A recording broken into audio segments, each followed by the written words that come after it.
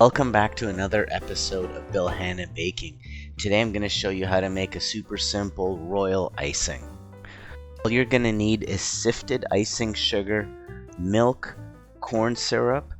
You can add vanilla to taste, though just be mindful of the dark brown color that this adds into your mix. As for food coloring, I recommend the gel food coloring as it'll mix better and give you more vibrant colors. Next, get everything in a bowl together and use a whisk to vigorously mix it until it's a cohesive liquid. This is the texture that you're looking for if you want a nice thick icing. Just be mindful of whatever the size your tip is will dictate how thick your icing should be.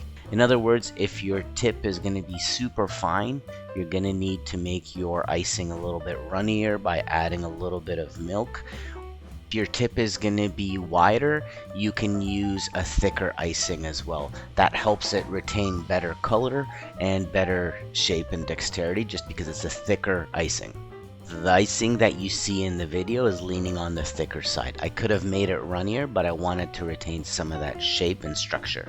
Get it into a piping bag, pipe your design as you need to, and then just let it set for a couple of hours until it's not tacky anymore to the touch, and that's it. Hope you enjoyed this tutorial. See you when I see ya.